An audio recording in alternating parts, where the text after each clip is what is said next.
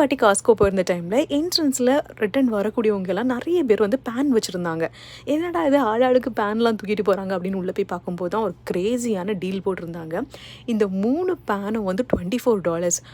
யூஷுவலாக ஒரு பேனே இங்கே $24 கிடைக்கிறது ரொம்ப கஷ்டம். இங்கே 3 பேனும் $24 யாராவது விட்டு வைப்பாங்களா?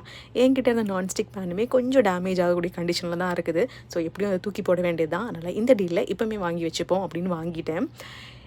இந்த 3 பேனும் எப்படி சீசனிங் பண்ணணும் அப்படின்னு போட்டிருந்தாங்க.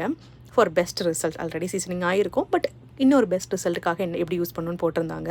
ஃபஸ்ட்டு வந்து சோப்பி வாட்டரில் வந்து க்ளீன் பண்ண சொல்கிறாங்க. அதை க்ளீன் பண்ணதுக்கப்புறமா ஒரு சாஃப்டான கிளாத் இல்லைனா இந்த மாதிரி பேப்பர் டவல் யூஸ் பண்ணி நல்லா வைப் பண்ணி எடுக்க சொல்லுங்கள். ஸோ நல்லா க்ளீன் பண்ணி முடிச்சுட்டு கொஞ்சமாக ஆயில் விட்டு மறுபடியும் நல்லா க்ரீஸ் பண்ணி ஃபுல்லாக எடுக்க சொல்லியிருக்காங்க.